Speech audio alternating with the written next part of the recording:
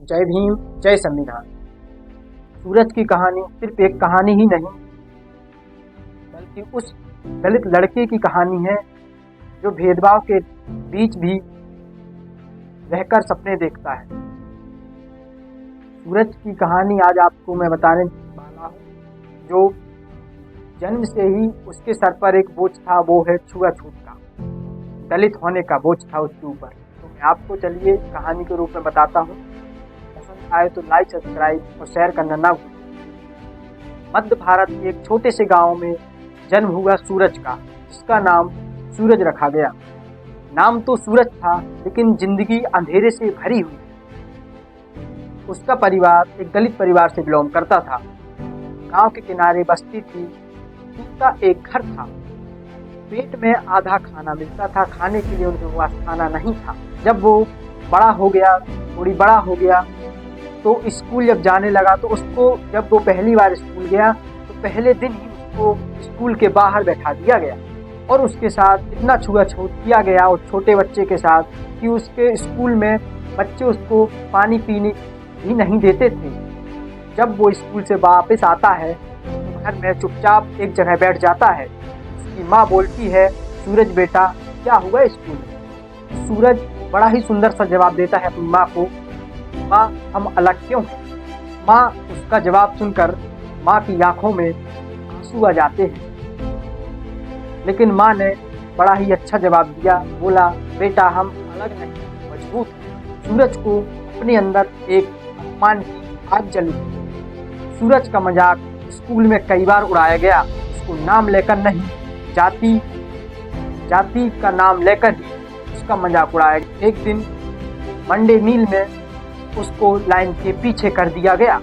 उसने पहली बार महसूस किया दर्द सिर्फ भूख का नहीं, इज्जत का भी होता है। वह छोटा सा बच्चा इतना समझने लगा, उसके साथ इतना भेदभाव किया गया।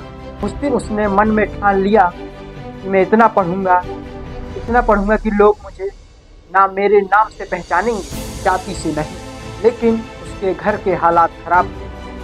पिता खेतों में मजदूरी करता था और माँ कहीं अफसर के पास जाकर झाड़ू पोंछा करती थी। सूरज भी अपना काम करता था, बड़ी जिम्मेदारी से अपना काम निभाता था। सुबह होते ही वो दूध बेचने जाया करता था और उसके बाद स्कूल जाया करता था।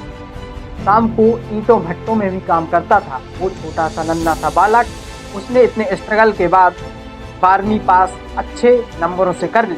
लेकिन उसके गांव में 12वीं के बाद आगे की पढ़ाई करने की सुविधा नहीं थी। उसके घर में सिर्फ 1500 रुपये ही थे। वह 1500 रुपये लेकर शहर चला गया। उसके कुछ दोस्तों ने उसको कमरा दिलाया।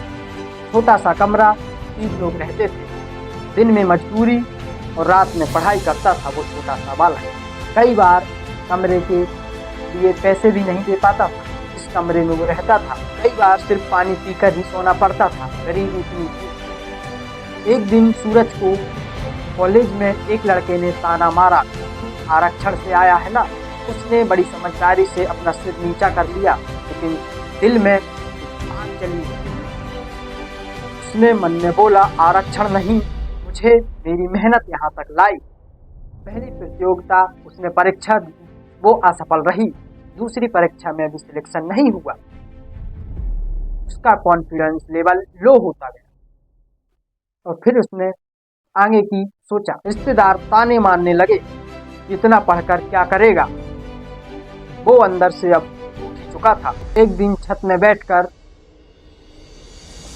वो आसमान देख रहा था और सोच रहा था, क्या मेरी हिम्मत यहीं तक थी? तभी उसे अपने पिता की याद आती है कि मेरा पिता मजदूरी करता था, हाथ फट जाते थे। और माँ की एक सूखे चेहरे की झलक आई। उसने खुद से कहा, अगर मैं हार गया तो आने वाली पीढ़ियां भी हार जाएंगी। तो खुद को पूरी तरह सुबह 4 बजे उठना, दौड़ लगाना, दिन में पार्ट टाइम जॉब, रात में 6 से 7 घंटे सोना और पढ़ाई करना। तीसरी बार परीक्षा दी, रिजल्ट आया। सूरज आहरवार का चयन हो गया। वह सिलेक्ट हो गया उस परीक्षा में। सबसे टॉप मारा उसने उस कॉलेज में और उस यूनिवर्सिटी में। उसने इतनी स्ट्रगल के बाद अपना रिजल्ट देखा और उसके आंसू भरा। गांव में पहली बार उसकी बस्ती में उसके लिए ढोल बजा। माँ ने कहा, आज हमारा बेटा नहीं, हमारा इतिहास जीता है। सूरज की कहानी सिर्फ एक लड़के की कहानी नहीं, हर उस दलित की कहानी है जो भेदभाव के बीच रहकर भी अपने सपने देखता है और सपने को साकार करने का हुनर करता है। एक बात याद रखना मेरे साथियों, अपमान आपको रोक सकता है, गरीबी आपको थका सकती है, समाज आपको झुका सकता है, लेकिन आप खुद पर विश्वास रखते हैं तो कोई आपको रोक नहीं सकता है। इसलिए शिक्षित बनो, संगठित रहो, संघर्ष करो। जय भीम, जय संविधान। बाबा साहेब की जय।